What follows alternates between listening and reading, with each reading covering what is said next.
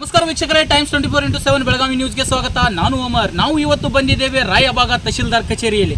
ಈ ಒಂದು ತಹಶೀಲ್ದಾರ್ ಕಚೇರಿಯಲ್ಲಿ ಶೌಚಾಲಯ ಗಬ್ಬು ನಾರುತ್ತಿದ್ದರೂ ಸಹ ಸಂಬಂಧಪಟ್ಟ ಅಧಿಕಾರಿಗಳು ಸುಮ್ಮನಿರುವುದಾದರೂ ಯಾಕೆ? ಹೌದು ವೀಕ್ಷಕರೇ, ಬೆಳಗಾವಿ ಜಿಲ್ಲೆಯ ರಾಯಬಾಗ ತಾಲೂಕಿನ ಈ ಒಂದು ತಹಶೀಲ್ದಾರ್ ಕಚೇರಿಯಲ್ಲಿ ಶೌಚಾಲಯ ಗಬ್ಬು ನಾರುತ್ತಿದ್ದರೂ ಸಹ ಯಾವುದೇ ಅಧಿಕಾರಿಯೂ ಇದನ್ನು ಸರಿಪಡಿಸುವ ಯೋಚನೆ ಕೂಡ ಮಾಡಿಲ್ಲ. ಇದೇ ಒಂದು ಶೌಚಾಲಯ ಪಕ್ಕದಲ್ಲಿಯೇ ಉಪ ತಹಶೀಲ್ದಾರ್ ಕಚೇರಿ ಇದ್ದು ಇವರಿಗೆ ವಾಸನೆನೇ ಬರಲ್ವಾ ವೀಕ್ಷಕರೇ? ನೋಡೋಣ ಬನ್ನಿ, ಯಾವ ರೀತಿಯಾಗಿ ಈ ಶೌಚಾಲಯದಲ್ಲಿ ನೊಣಗಳ ರಾಶಿಯೇ ಕೂಡಿದೆ ತೋರಿಸ್ತೇವೆ.